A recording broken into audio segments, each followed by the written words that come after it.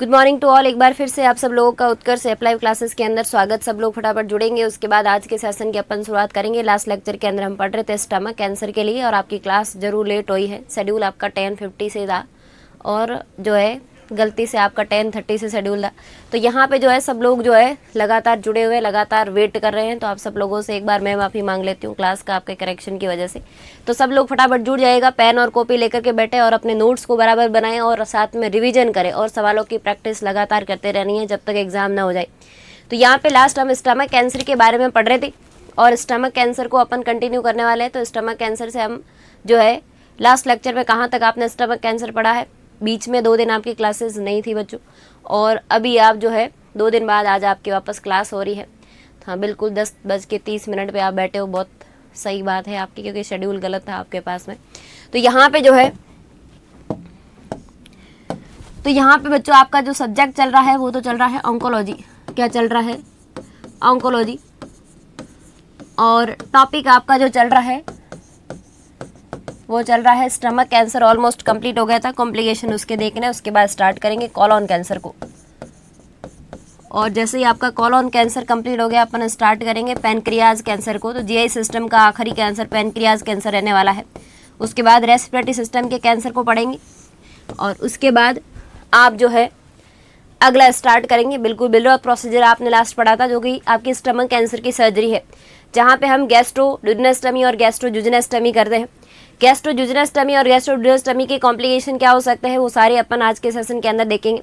दोनों सर्जरी के आपने इमेज भी देखे, आपने देखा था कि एक बार हम रिमेनिंग पार्ट ऑफ स्टमक का एनास्टोमोसिस करते हैं ड्यूडेनम के साथ में और एक बार हम रिसेक्शन करते हैं अफेक्टेड पार्ट का, रिमेनिंग पार्ट का एनास्टोमोसिस करते हैं ड्यूडेनम के साथ में। ऐसी कंडीशन कहलाता है बिलरॉथ प्रोसीजर फर्स्ट और सेकेंड। नेक्स्ट कंडीशन है complication of stomach cancer. Next condition आपका है कॉम्प्लिकेशन।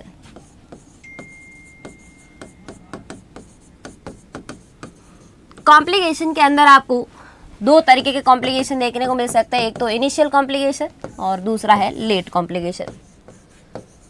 दूसरा आपका लेट कॉम्प्लिकेशन। इनिशियल कॉम्प्लिकेशन जो आपका होता है, यहाँ पे आपके हेमरेज होने की संभावना है सर्जिकल करेक्शन की वजह से, और इसके अलावा मरीज को दर्द होने की संभावना, पेन, पोस्ट ऑपरेटिव पेन, ये कंडीशन देखने को मिलती है। लेट कंडीशन में सबसे इंपॉर्टेंट थिंग है, एक तो मरीज के अंदर होगा pernicious anaemia. Pernicious anaemia. Pernicious anaemia vitamin B12 की कमी से होता है, लेकिन विटामिन B12 की कमी आई क्यों है यहाँ पे, इसका कारण क्या है? क्योंकि स्टमक अफेक्ट हो चुका है तो वहाँ पे इंट्रिंसिक फैक्टर नहीं बन रहे, और जब इंट्रिंसिक फैक्टर विटामिन B12 के साथ बाइंड नहीं होंगे तो स्मॉल इंटेस्टाइन के द्वारा उसका एब्जॉर्प्शन नहीं हो सकता। आपने भरपूर विटामिन B12 पेट में डाल दिया स्टमक के अंदर, लेकिन अगर इंट्रिंसिक फैक्टर आगे नहीं है तो उसका एब्जॉर्प्शन आंत के द्वारा होगा ही नहीं। और ऐसी कंडीशन में जब आपका विटामिन B12 बॉडी में कम हो तो पर्नीसियस एनीमिया देखने को मिलता है, जहाँ पे इसका क्लासिकल सिम्टम है रेड बीफी टंग। क्या है बच्चों? रेड बीफी टंग। पर्नीसियस एनीमिया के अंदर यहाँ पे विटामिन B12 कम हो जाता है बच्चों। क्या हो जाता है? विटामिन B12 कम हो जाता है, और जब विटामिन B12 कम होता है तो उसकी वजह से विटामिन B12 कम हो जाता है तो उसकी वजह से आपको क्या देखने को मिलता है बच्चों? Pernicious anaemia. इसका सिम्टम देखने को मिलता है रेड बीफी टंग। रेड बीफी टंग। तो यहाँ पे रेड बीफी टंग देखने को मिलती है, विटामिन B12 की कमी की वजह से रेड बीफी टंग होता है, पर्नीसियस एनीमिया। ऐसी कंडीशन में मरीज को जब आप होम डिस्चार्ज कर देंगे सर्जरी के बाद में तो एडवाइस क्या देंगे? तो आपको एडवाइस देनी है कि भैया जी आपको एक काम करना है। क्या करना है? पूरी जिंदगी ये काम करना है, वो ये है life long vitamin B12 supplement. Life long, जब तक जिंदा हो तब तक vitamin B12 supplement. Vitamin B12 supplement.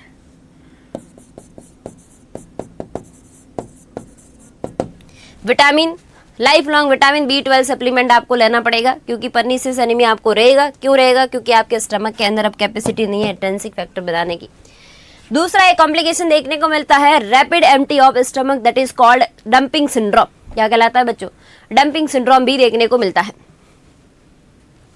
हाँ बिल्कुल, अभी क्लास शुरू हुआ है बच्चों, 10:30 से नहीं 10:50 पे क्लास शुरू हुई है, चिंता मत करो आप।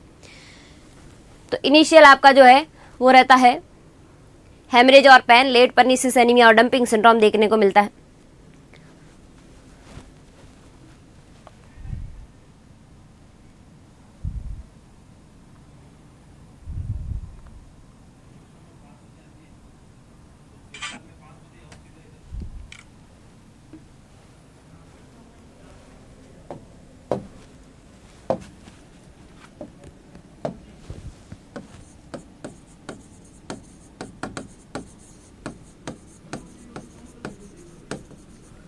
डंपिंग सिंड्रोम, डंपिंग सिंड्रोम के अंदर हम बोलते हैं rapid empty of stomach, empty of stomach. क्यों? क्योंकि स्टमक की कैपेसिटी कम हो गई। जब आपने रिसेक्शन किया तो उसकी वजह से क्या हो गया है, स्टमक कैपेसिटी कम, जो भी आप खाना खाते हो हाथों हाथ आप में खाली हो जाता है। और ऐसी कंडीशन में भी आपको पोस्ट ऑपरेटिव जब मरीज को डिस्चार्ज करोगे तो एडवाइस इसके लिए भी देना है। बाबा जी को बोलना है, बाबा जी स्मॉल एंड फ्रीक्वेंट डाइट लेनी है, अभी शादियों वाला खाना नहीं खाना है। फिर बाबा जी को बोलना है डू इनटेक सॉलिड फूड, क्या करो आप, इनटेक सॉलिड फूड, ताकि थोड़ी देर के लिए स्टे करे। लिक्विड फॉर्म में खाना हाथों हाथ खाली हो जाएगा, सॉलिड फूड। इसके अलावा आप क्या करेंगे, टिनलंगबर्ग पोजीशन में रहे, आप क्या करें, लेइंग डाउन आफ्टर ईटिंग, खाना खाते ही आपको सो जाना है। क्यों सो जाना है? तो इसका कारण है कि सो जाने का सबसे इम्पोर्टेंट कारण है आपको जवाब देना है कि भाई साहब आप खाना खा करके बैठे रहे या घूमने फिरने गए तो ऐसी कंडीशन में खाना आपका खाली हो जाएगा हाथों हाथ आगे। तो ग्रेविटी तो बिल्कुल नहीं देनी है, इसलिए आप क्या करें, खाना खा के बेड पे खाना लेके जाओ, खा के और सो जाओ। सेम इसका अपोजिट GERD वाली बीमारी में होता है, जहाँ पे आपका कार्डियक स्फिंक्टर लूज होता है और उसकी वजह से स्टमक का कंटेंट वापस रीगर्सिटेट होकर के आ जाता है ऊपर और इसोफेगस को खराब करता है। धीरे धीरे इसोफेगस का कैंसर डेवलप होना पड़ता है। इसीलिए हमने इसोफेजियल कैंसर का most common risk factor GERD को बोला था। वहां पे रिवर्स टिनलंगबर्ग पोजीशन होती है, यहाँ पे टिनलंगबर्ग पोजीशन में सो सकते हो या फिर लेइंग डाउन हो जाओ खाना खाने के बाद। इसके अलावा क्या कर सकते हो, small and frequent diet, solid food का इंटेक करें, लेइंग डाउन जो है आप खाना खाने के बाद सो जाया करें। इस तरीके की एडवाइस किसको देंगे आप? तो जवाब देना है डंपिंग सिंड्रोम वाले मरीज को। नेक्स्ट हेडिंग लगाओ, all our nursing responsibility for the stomach cancer after surgery.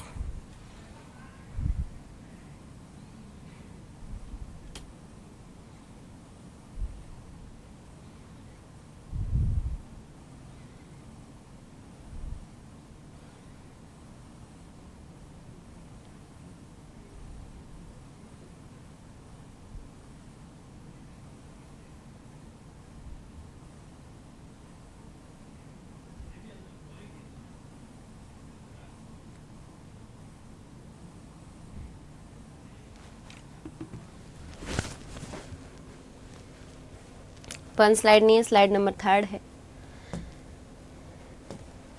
Nursing responsibility.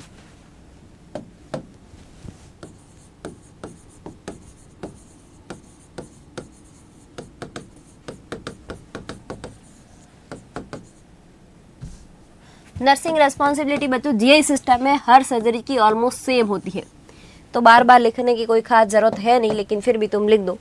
तो यहाँ पे कंडीशन क्या है, इनिशियल आफ्टर सर्जरी ब्लड और क्लॉट नॉर्मल है, किसी भी ड्रेन से ब्लड और क्लॉट आते हैं, हिमोवेक ड्रेन डाला जाता है यहाँ पे। इनिशियल आफ्टर सर्जरी ब्लड और क्लॉट नॉर्मल फाइंडिंग है। If constantly increase the bleeding, if continuous increase bleeding, then inform to doctor.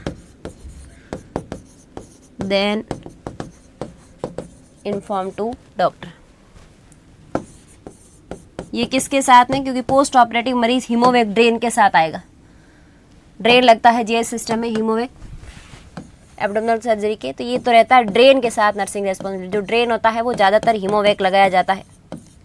इसकी पिक्चर भी अपन देखेंगे, हिमोवेक ड्रेन कैसा होता है, ड्रेन हिमोवेक, उसके साथ में ऐसी नर्सिंग। इसके अलावा आपको इस मरीज का IO चार्टिंग मेंटेन करना है। IO चार्टिंग मेंटेन करना है। अगली कंडीशन आपकी है, मरीज़ की जो है पैटर्न रखना है एयरवे। अगर मरीज़ वेंटिलेटर पे आता है तो आपको पैटर्न एयरवे की पैटर्नसी का ध्यान रखना है मरीज़ की। Monitor for hypoglycaemia, monitor for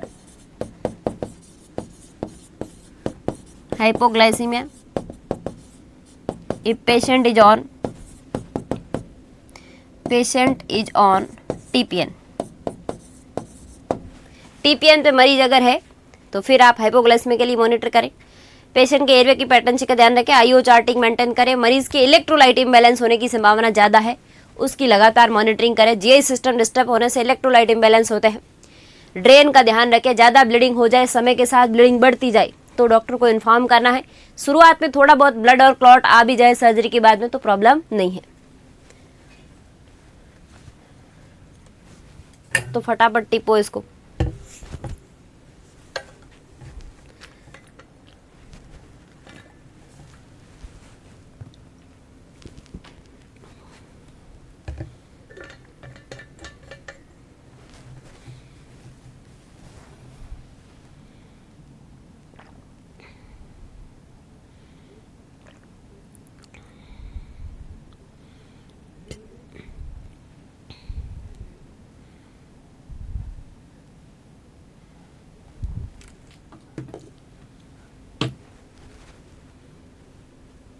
TPN है टोटल पेरेंटल न्यूट्रिशन। टीपीएन की फुल फॉर्म क्या है बच्चों, अगले पेज पे लिखो। टीपीएन होता है total parental nutrition. Total parental nutrition जिस भी मरीज को लगाते हो, जिस मरीज का जीआई सिस्टम अफेक्ट होता है, उसके लिए ये न्यूट्रिशन देने का तरीका रहता है। इसके अंदर ये जो बैग होता है टीपीएन का, इसके ऊपर आपको डेट और टाइम लिखना है। डेट और टाइम क्यों लिखना है? क्योंकि never use after 24 hour, never use after 24 hour. 24 घंटे के बाद में आपको इस बैग को यूज नहीं करना है। अगर भले ही 1000 का अगर ये बैग था 1000 ml का और इसमें 500 ml रिमेनिंग पड़ा है, 24 घंटे हो गए हैं, तो इस न्यूट्रिएंट के अंदर अमाइनो एसिड और इसके अंदर होता है आपका ग्लूकोज, और इसलिए यहाँ पे बैक्टीरियल ग्रोथ होने की संभावना सबसे ज़्यादा है। और ऐसी कंडीशन में 24 घंटे के बाद टीपीएन का यूज नहीं होता है। जब आप फंडामेंटल ऑफ नर्सिंग पढ़ेंगे वहाँ पे टीपीएन का कंपोजिशन और टीपीएन के अंदर नर्सिंग रेस्पॉन्सिबिलिटी सब कुछ आपको पढ़ाया जाता है। ये फंडामेंटल का प्रोसीजर आपका। तो टीपीएन के अंदर सबसे इंपॉर्टेंट बात है आपका ध्यान रखना, डेट और टाइम डाले ताकि अगले पर्सन को पता रहे कि इसको चेंज करना है कब। इसके अलावा always monitor for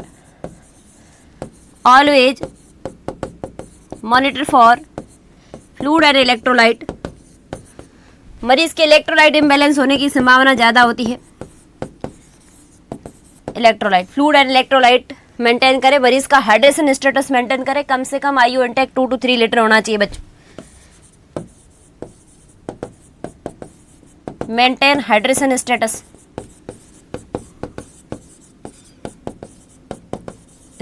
maintain hydration status कितना? 2 to 3 लीटर पर डे मरीज का इंटेक आउटपुट रहना चाहिए। ऐसा नहीं पता चले 400 ml कल दिया था, 400 आज दिया, बस इतने से बॉडी का काम नहीं चलता है। ये थी आपकी नर्सिंग रेस्पॉन्सिबिलिटी। अगला हीमोवेग ड्रेन आफ्टर द बिलॉज सर्जरी, मैं आपको दिखा देती हूँ पिक्चर, उसके बाद शुरू करते हैं कोलोन कैंसर को।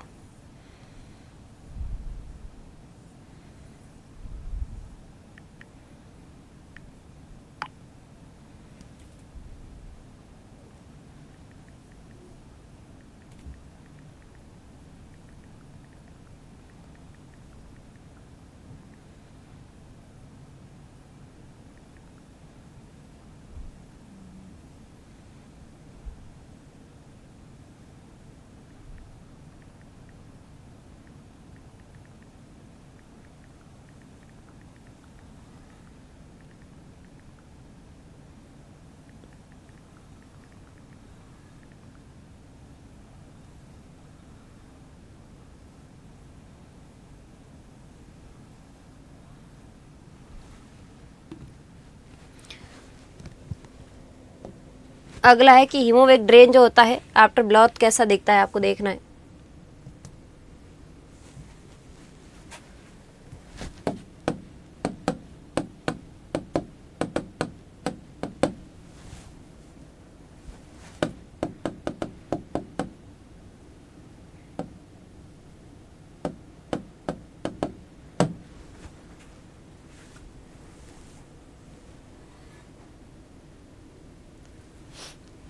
बिरलॉथ प्रोसीजर मरीज के अंदर हीमोवेक नेगेटिव और पॉजिटिव प्रेशर दोनों पे काम करता है। एक होता है आपका जेपी ड्रेन, एक होता है हीमोवेक।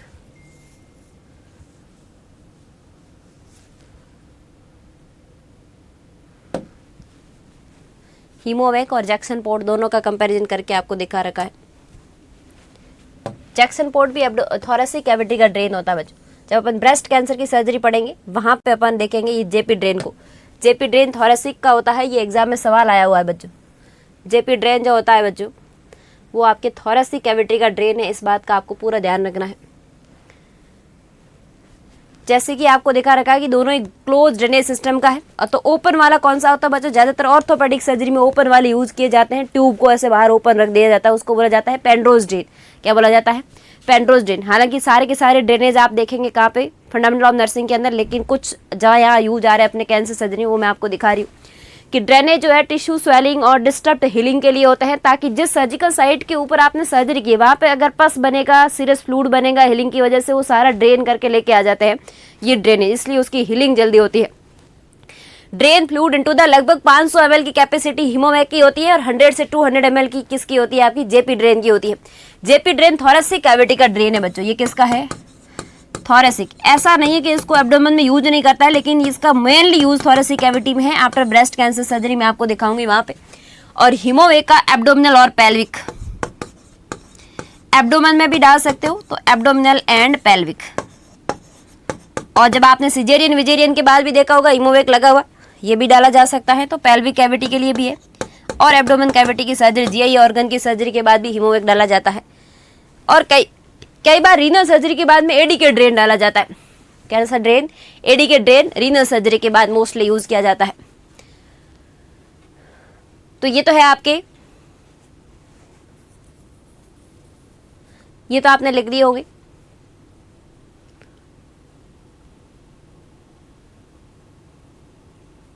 हाँ, रोमोवेक जैसा है तो रोमोवेक जैसा इसलिए है क्योंकि रोमोवेक ऐसा ही होता है। हीमोवेक, रोमोवेक ये सिर्फ कंपनी के ब्रांड नेम है, ये सिर्फ कंपनी के ब्रांड नेम है हीमोवेक और रोमोवेक। रोमोवेक भी ऐसा ही, रोमोवेक में ऐसा बैग आता है, ऐसा नहीं होता। रोमोवेक बैग होता है, थोड़ा सा बैग की तरह होता है, थोड़ा सा चेंज होता है उसमें।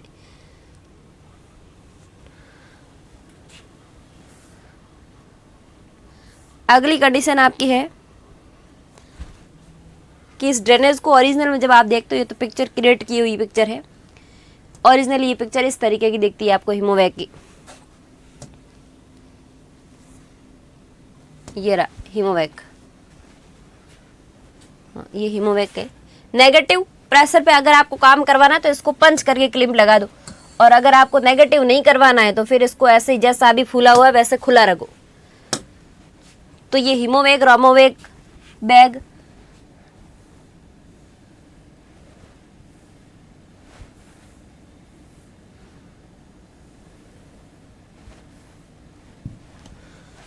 अगला आपका जो जेपी ड्रेन है, ये जेपी है।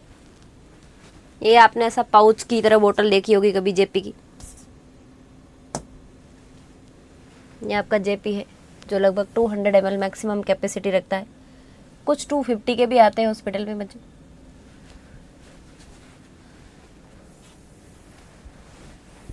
ये आपका जेपी ड्रेन है। कई इस जेपी ड्रेन का पिक्चर देकर के पूछा था ये कौन सी कैविटी का ड्रेन है मोस्टली, तो जवाब देना है एब्डोमिनल का, और ये पेल्विक और उसका आपका एब्डोमिनल का। हीमोवेक, रोमोवेक कैसा देखता है उसको भी देख लो अगर आपको डाउट रहे साथ में। हालांकि रोमोवेक का यूज कहीं पे भी किया जा सकता है। रोमोवेक ड्रेन, ये देखो रोमोवेक और हीमोवेक सेम है, सिर्फ कंपनी का चेंज है हल्का सा, और कैपेसिटी थोड़ी बहुत अलग हो सकती है। 350 ml के आसपास कैपेसिटी रहती है रोमोवेक की, तो ऑलमोस्ट सेम होते हैं दोनों। तो ये तो थी कंडीशन आपके ड्रेनेज की। अगली कंडीशन हेडिंग लगाओ कॉलोन कैंसर।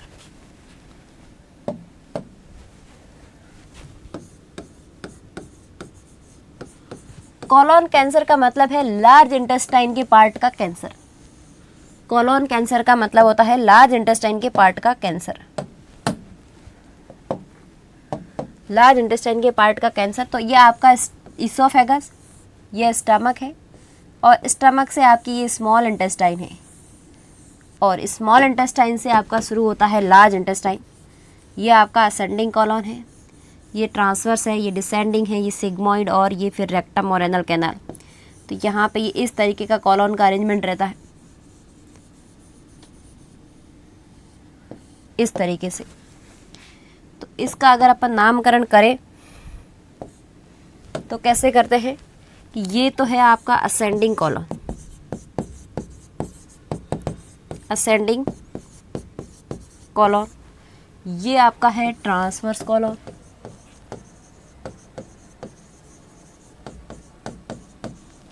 ये आपका है डिसेंडिंग कॉलम, और ये आपका है सिग्मोइड। ये जगह आपकी रेक्टम है जहाँ पे स्टूल कलेक्ट होता है। इसके बाद में ये आपकी एनल कैनाल है। इसके बाद में ये नीचे का हिस्सा एनस जो डेफिकेशन का पार्ट बनता है। अब आपको फोकस ये करना है कि ये जो आपका जीआई सिस्टम है इसका वर्कअप रहता कैसा है। ईसोफेगस, माउथ, ओरल कैविटी का काम क्या है। ओरल कैविटी आपके खाने का मेस्टिकेशन करके टुकड़ों में तोड़ देती है। उसके बाद ईसोफेगस के अंदर पेरिस्टालसिस मूवमेंट होता है मसल्स में और खाना आ जाता है स्टमक में।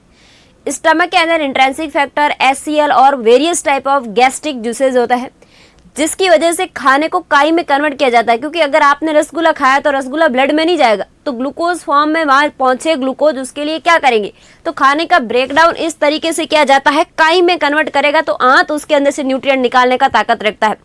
सीधा ही रसगुल्ला आंत में रख दोगे तो उसका कुछ नहीं हो सकता, लेकिन उसको एचसीएल ने अगर इसको ब्रेक करके काइम जैसा लिक्विड फॉर्म में बना दिया है खाने को, तब वो क्या करता है उसके अंदर से आंत एब्जॉर्ब करता है। अब ये काइम किसने बनाया, स्टमक ने। अब स्टमक ने खाना आके खाली किया स्मॉल इंटेस्टाइन में। स्मॉल इंटेस्टाइन का ये जो पार्ट होता है ये होता है ड्यूडेनम, उसके बाद ये ज्यूजेनम और ये टर्मिनल इलियम, 3 पार्ट होता है। कुछ न्यूट्रिएंट का ड्यूडेनम ऑब्जॉर्प्शन करेगा, कुछ ज्यूजेनम करेगा और कुछ का इलियम वाला पार्ट करता है। मैक्सिमम न्यूट्रिएंट का एब्जॉर्प्शन इलियम वाले पार्ट के द्वारा हो जाता है। तो फिर लार्ज इंटेस्टाइन क्या करेगा, अब जब न्यूट्रिशन का एब्जॉर्प्शन हो गया है तो जो वेस्टेज है अभी भी लिक्विड फॉर्म के अंदर है, यानी कि स्मॉल इंटेस्टाइन के पास ताकत नहीं है किसकी, वाटर को और इलेक्ट्रोलाइट को खींचने की ताकत इतनी स्मॉल इंटेस्टाइन के पास में नहीं है, स्पेशली किसको, वाटर का रीअब्जॉर्प्शन। तो वाटर का रीअब्जॉर्प्शन इस वेस्ट के अंदर को, वेस्ट को यहाँ डाला और ये आंत इतनी लंबी है। क्यों, क्योंकि अगर इसको इतना सा रखते तो ये तो सीधा ही आगे खाली हो जाता, वाटर का एब्जॉर्प्शन होता ही नहीं। तो हम इसको 5 to 7 मीटर लंबी आंत बोलता है। और ये आंत अब क्या करेगी, लार्ज इंटेस्टाइन इस खाने को आगे लगातार फॉरवर्ड करती रहेगी। इस खाने के अंदर से लगातार क्या निकाला जाएगा, वाटर को, और एकदम से जो है लगभग सॉलिड फॉर्म के अंदर रेक्टम में लाकर के वेस्ट को डाल देते हैं और पानी को निकाल देते हैं। तब वो वेस्ट रेक्टम के बाद एनल कैनाल और एनएस से डेफिकेट आप कर ले। तो इस तरीके की जीआई सिस्टम की प्रोसेस आपकी बॉडी में रहती है। और पूरा जीआई सिस्टम आप जीआई सिस्टम के अंदर अच्छे से पढ़ेंगे तो हर पार्ट का काम भी आपको सिखाया जाएगा। अगली कंडीशन है कि ये जो आंत है इसके अंदर कैंसर कहाँ कहाँ होने की संभावना है। तो अगर आपसे कोई पूछे कि मोस्ट कॉमन साइट, तो जवाब देना है रेक्टम। रेक्टम के पास में हार्ड स्टूल का कलेक्शन लंबे समय तक रहा, आपको कॉन्स्टिपेशन की हिस्ट्री रही, आपने लो फाइबर इंटेक किया और आपने क्या किया, वाटर इंटेक आपका कम था, ज़्यादा फैटी डाइट आपने इंटेक की, उसकी वजह से फूड जो आपका था, जो वेस्टेज था उसका कलेक्शन रेक्टम के अंदर ज़्यादा दिनों तक रहा, उसकी वजह से वहाँ पे सेलुलर डैमेज हुआ और कैंसरस ग्रोथ होना स्टार्ट हो गई है। सेकेंड मोस्ट कॉमन साइट अगर आपसे कोई पूछे तो जवाब देना है सिग्मोइड कॉलम। फिर कोई आपसे पूछे तो कहाँ, तो ट्रांसवर्स के अंदर। और एक होता है हिस्सा ये जिसको हम हिपैटिक फ्लेक्शन कहते हैं, और एक हिस्सा होता है असेंडिंग कॉलम। ये जो जगह है जहाँ जहाँ मैंने बनाया है ये सारी जगह है जहाँ पे कैंसर होने की संभावना है, आंत के अंदर कैंसर होने की संभावना है। तो कितनी संभावना है इसको लिखिए, 60% अकेला आपका अफेक्ट होता है रेक्टम जहाँ पे हार्ड स्टूल का कलेक्शन होता है, 25% अफेक्ट होता है आपका सिग्मोइड कॉलम, और लगभग 10 से 15% आपका अफेक्ट होता है ट्रांसवर्स कॉलम। और हिपैटिक फ्लैक्शन में होने की संभावना कितनी है, हिपैटिक मतलब लीवर और उसके नीचे आंत का हिस्सा हिपैटिक फ्लैक्शन कहलाता है, जो कि 5% पार्ट बनता है। ये रहा आपका मेजर मेटाबॉलिक ऑर्गन जिसको accessory organ of GI system बोला जाता है। हिपैटिक फ्लैक्शन में 5% होने की संभावना और असेंडिंग कॉलम के अंदर होने की संभावना 10%। इस तरीके से अगर आप देखें तो मोस्ट कॉमन साइट है रेक्टम। कौन है बच्चों, रेक्टम। तो आपको ये याद रखना है रेक्टम को। पूछा हुआ सवाल है। Second most common site sigmoid colon है, इसको बनाना चाहे तो बनाए, नहीं तो इसकी डेफिनेशन लेके कैंसर की। 1 मिनट का समय आपके पास, फटाफट बनाना चाहे तो बना लीजिए, नहीं तो अपन कॉलोन कैंसर की डेफिनेशन लिखेंगे।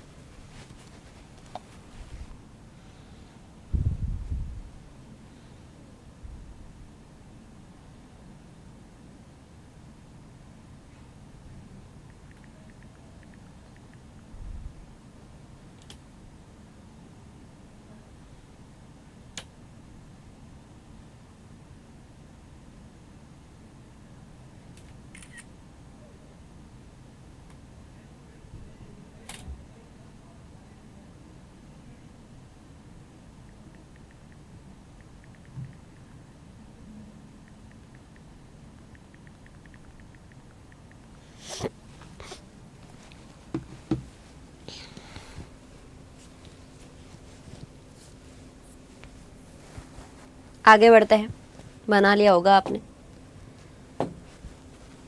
डेफिनेशन लिखो, कॉलोन कैंसर ज़्यादातर मैलिग्नेंट ही होता है, तो आप लिखो it is a malignant cancer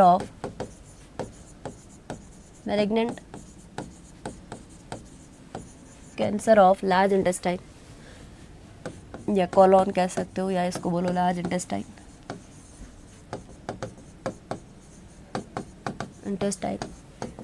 in which most common affected site is rectum.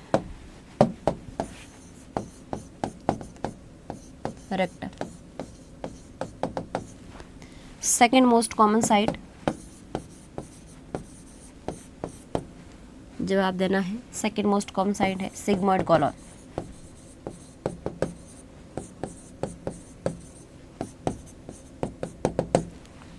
अगली कंडीशन है मोस्ट कॉमन रिस्क फैक्टर, क्या है इसका?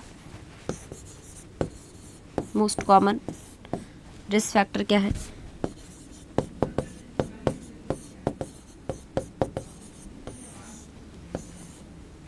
तो आपको जवाब देना है मोस्ट कॉमन रिस्क फैक्टर है high fatty diet and low fibre. High fatty diet, जिस फैट का डाइजेशन लेट होता है हमेशा ही, and low fibre.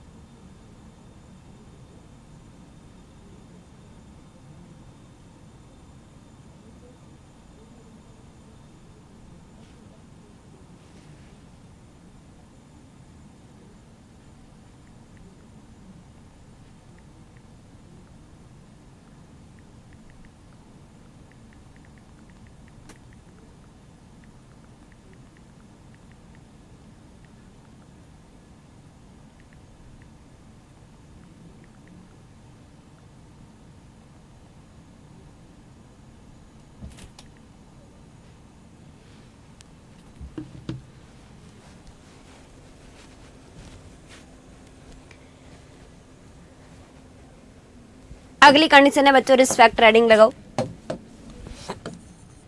Risk factor of colon cancer, तो लिखो मोस्ट कॉमन कौन है, तो लिखो high fatty diet,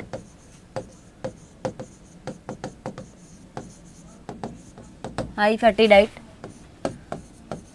second most common low intake fibre,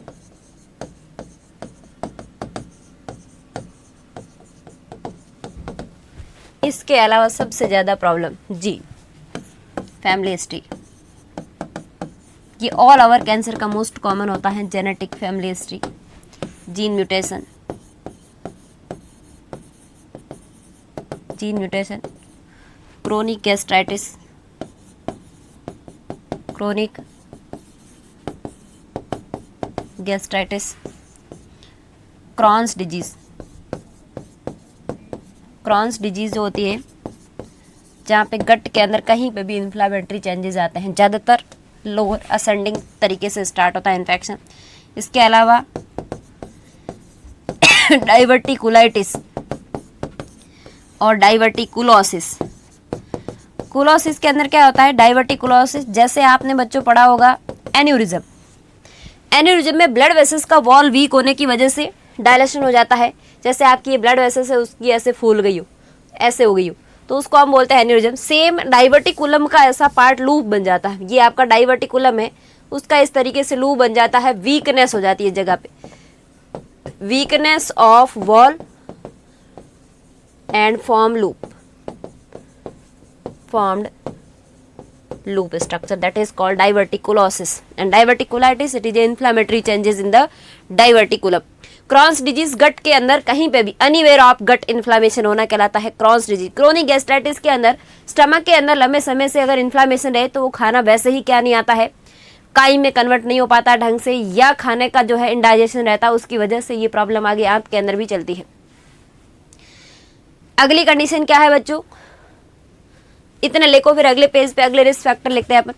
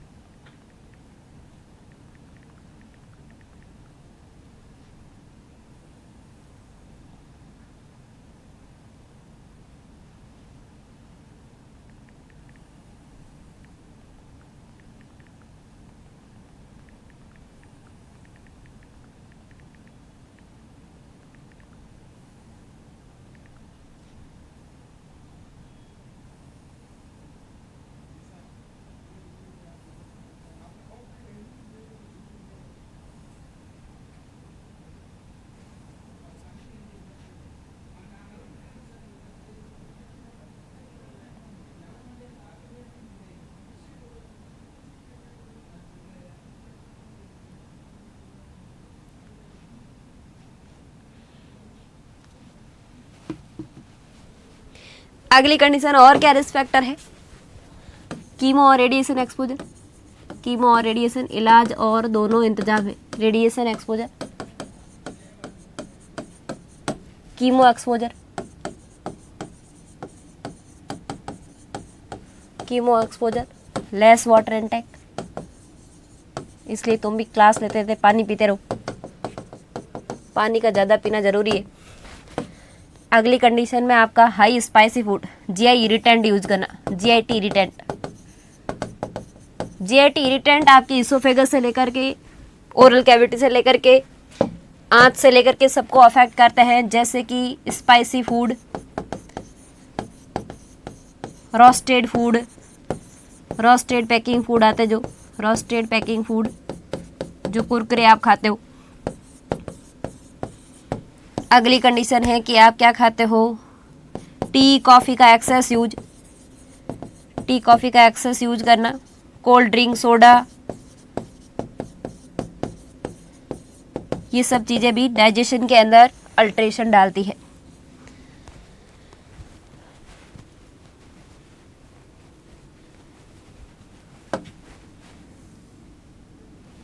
इसके अलावा मरीज के अंदर हेमोरॉइड्स की हिस्ट्री का होना, रेक्टम अफेक्ट होता है तो मरीज को हेमोरॉइड्स होने लगते हैं। हेमोरॉइड्स होते हैं जिसको आप पाइल्स कहते हो नॉर्मल भाषा में।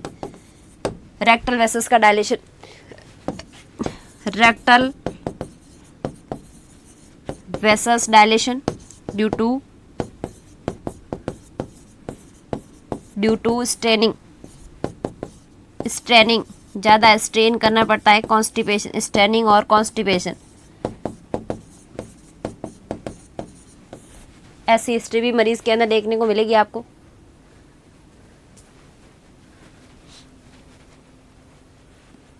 सिलेबस कितना ड्यू है, तो सिलेबस की अगर बच्चों बात करें तो बात यह है कि सिलेबस आपका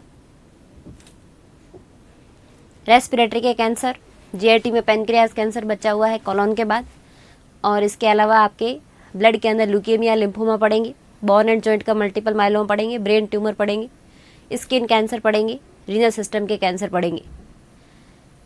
ये सारी कैंसर कंडीशन अपन पढ़ने वाले हैं। तो 60% पोर्शन आपका ऑलमोस्ट हो गया रेडिएशन कीमो के बाद। अभी अपन कैंसर कंडीशन 1 बाय 1 करके पढ़ेंगे, उसके बाद ऑन्कोलॉजी कंप्लीट हो जाएगा आपका।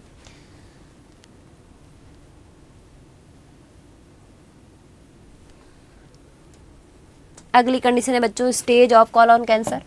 जीआई सिस्टम के कैंसर की स्टेजिंग एलिमेंट्री कैनाल के डैमेज के हिसाब से की जाएगी, तो ये टफ नहीं है। स्टेज ऑफ कोलोन कैंसर, उसके बाद देखेंगे clinical manifestation of colon cancer. तो stage oesophagus cancer, stomach cancer और कोलोन कैंसर की सेम तरीके से करनी है। क्यों? क्योंकि आपकी एलिमेंट्री कैनाल की जिस तरीके की लेयर है इनर टू आउटर डैमेज होगी।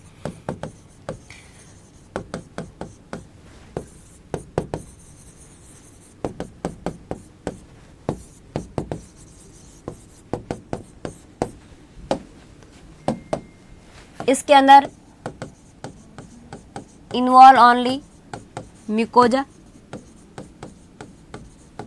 दूसरे के अंदर इन्वॉल्व म्यूकोजा, सब म्यूकोजा प्लस मस्कुलरिस सीरोसा, नहीं सब mucosa with surrounding lymph node, with surrounding आसपास के लिम्फ नोड। लिम्फेटिक ड्रेन सिर्फ बोन और ब्रेन में नहीं होता, बाकी सब जगह होता है। यहाँ पे सारी लेयर म्यूकोजा भी, सब म्यूकोजा भी, मस्कुलरिस भी और सीरोसा भी with distend lymph node. Distend lymph node का मतलब होता है बच्चों दूर के लिम्फ नोड को भी लपेट लिया है। और स्टेज 4 का मतलब है मेटास्टेसिस होना। मेटास्टेसिस जो होता है ये 3 तरीके के होते हैं। एक होता है बच्चों लोकल, दूसरा होता है रीजनल, तीसरा होता है डिफ्यूज्ड।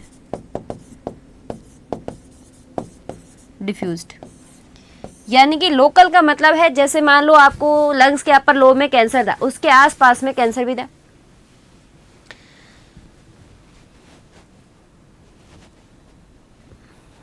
ओबीजी भी स्टार्ट कर दीजिए। करेंगे बच्चों, तुम चिंता मत करो, सब जगह करेंगे। ओबीजी स्टार्ट करेंगे। ऑन्कोलॉजी होते हैं, ओबीजी पढ़ना शुरू कर देंगे या फिर साथ में शुरू कर देंगे, चिंता मत करो, 1-1 घंटे। तो यहाँ पे बच्चों involve mucosa plus submucosa with surrounding lymph node, mucosa plus submucosa muscularis serosa with distant lymph node और मेटास्टेसिस, ये सब चीज़ें।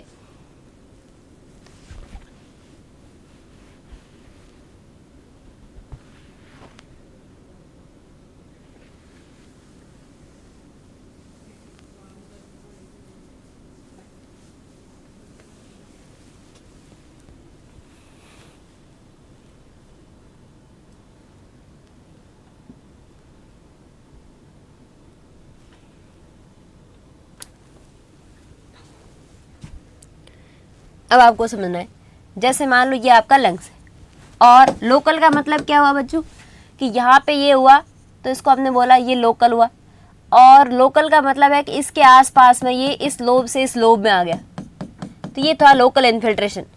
उसके बाद में रीजनल का मतलब है इस पूरे रीजन में हो गया, पूरे लंग्स को ही लपेट लिया, ये रीजनल है। और डिफ्यूज का मतलब है लंग्स को छोड़ के दूसरे ऑर्गन के पास, किडनी के पास चला गया, लीवर के पास चला गया, ब्रेन वाली स्ट्रक्चर के पास चला गया, ऐसे तरीके से दूसरे ऑर्गन के पास चला गया है कैंसर, तो ये कहलाता है आप डिफ्यूज मेटास्टेसिस। सबसे खतरनाक कंडीशन होती है डिफ्यूज मेटास्टेसिस।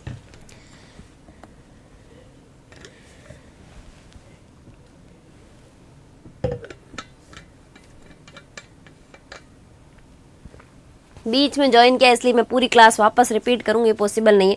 आप एक काम करना बच्चों, आप अभी मैं वैसे भी इस क्लास को दे रही हूँ एंड, आप क्या करें वापस जाए और वीडियो को शुरू से एंड तक देखें, तो आपको समझ में भी आएगा, नोट्स भी बना पाओगे। मैं अगर स्लाइड ऐसे ऐसे करके हटा भी दूंगी बता के, उससे आपको कोई फ़ायदा नहीं होगा, तो समझते हुए सवालों को, चीज़ों को वापस कवर करें। तो आज के सेशन के अंदर बच्चों आपने क्या remaining part of stomach cancer की कॉम्प्लिकेशन और नर्सिंग रेस्पॉन्सिबिलिटी देखी, उसके बाद में कुछ ड्रेन की पिक्चर देखी, उसके बाद कॉलोन कैंसर के रिस्क फैक्टर और कॉलोन कैंसर की स्टेज आपने देखी। नेक्स्ट लेक्चर के अंदर अपन क्या देखेंगे बच्चों, नेक्स्ट लेक्चर के अंदर अपन देखेंगे आपका clinical manifestation of colon cancer, diagnosis of colon cancer, management of colon cancer, और उसके बाद शुरू करेंगे पैनक्रियाज कैंसर। तो थैंक यू सो मच आज के सेशन के लिए बच्चों। वापस जुड़ेंगे अपन कल, और कल वापस पढ़ाई करेंगे अपन, इससे आगे को कंटिन्यू करने वाले हैं। तो लगातार इसी तरीके से आप जुड़े रहें, पढ़ाई करें और अच्छे से मस्त रहें, और सवालों की एमसीक्यू की प्रैक्टिस लगातार करते रहें। टेस्ट सीरीज़ के साथ कर सकते हो आप हमारी, इसके अलावा आप अपनी कोई बुक है आपके पास में एमसीक्यू की, उसके साथ कर सकते हैं, जिससे आप परफेक्शन ला सकते हैं अपने अंदर। तो थैंक यू सो मच।